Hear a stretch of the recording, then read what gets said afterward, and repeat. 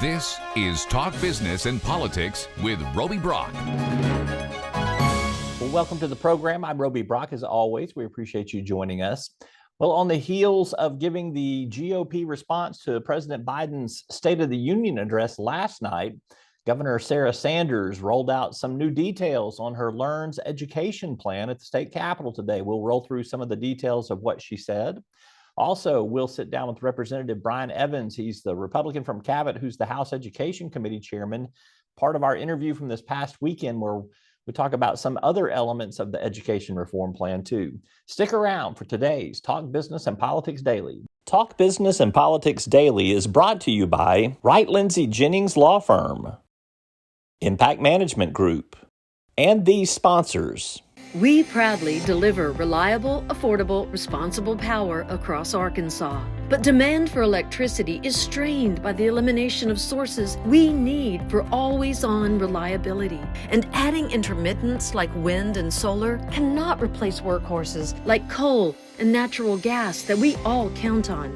Power must be balanced for your needs and our mission. Reliable, affordable, responsible. We're the Electric Cooperatives of Arkansas. Connection. It's the heart of what we do. It's why we work to better the communities where we live and work. It's why we're expanding to get people connected and create digital equity programs that support affordable internet and digital literacy. We're leaders for positive change.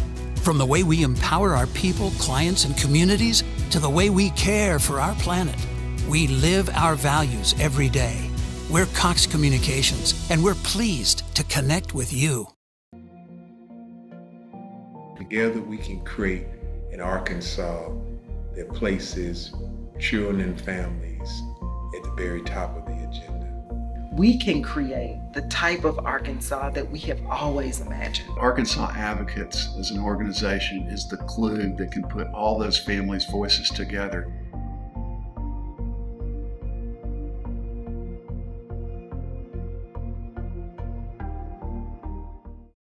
Well, last night, Governor Sarah Sanders delivered the national GOP response to President Joe Biden's State of the Union address. Declaring herself as part of a new generation of Republican leadership, Sanders touted her signing of executive orders and repeated her campaign-themed rhetoric of offering bold conservative leadership. Sanders said she believes the country is going in the wrong direction under Biden's leadership. It was some expected rhetoric from a party leader's response to the president's message.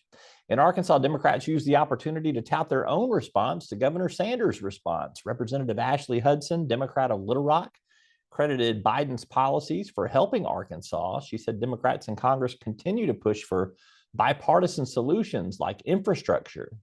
On Wednesday, Sanders staged a press conference with scores of Republican legislators at the state capitol and revealed new details of her Learns education plan.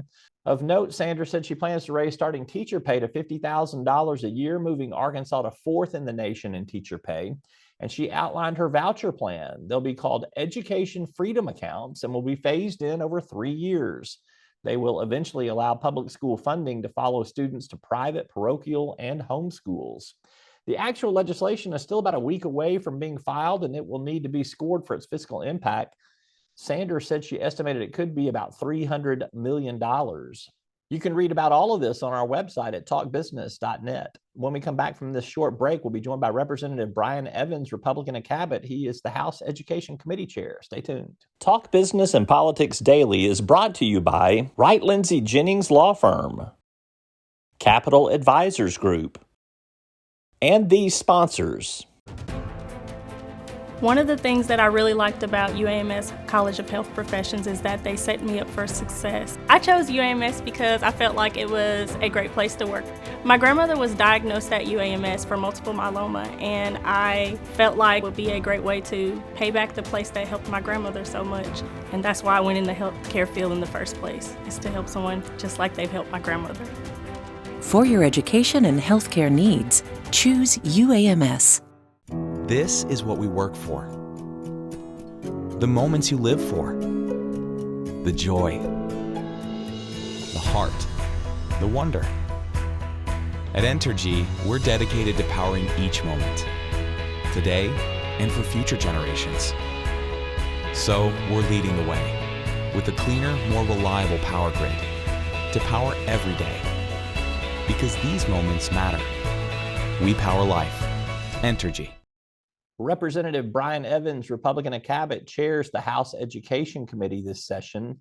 He and I sat down for an interview on Capitol View, our television program that runs on the weekends around the state, to talk about how education reform will be funded, particularly how this voucher system, these education freedom accounts, may work. One of the things that we hear a lot of is that the money will be able to follow the student. So if I just use the per pupil spending of $11,000, I'm going to round off right there, that money could follow a kid from the Cabot School District to another school district, to another private school or homeschool option. Is that something that's being debated and discussed? Yes, it is.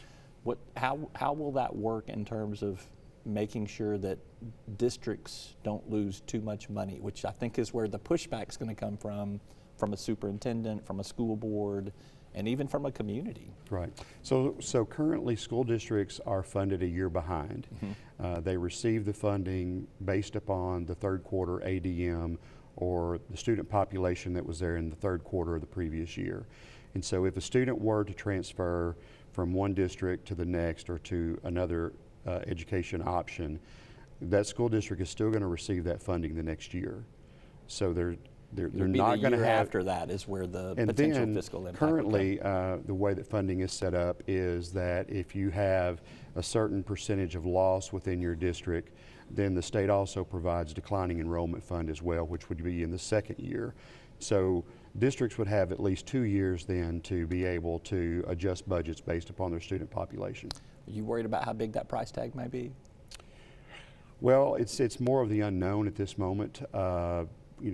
With everything in K-12, there has to be a fiscal impact study completed, and until all of the documents are ready to send to the Bureau and put into bill form, there's really not a way for the economists to be able to attach a fiscal impact to that, and so it's just part of the process that we're waiting on. That's Representative Brian Evans, Republican of Cabot, House Education Committee Chairman. You can catch our full interview online at talkbusiness.net.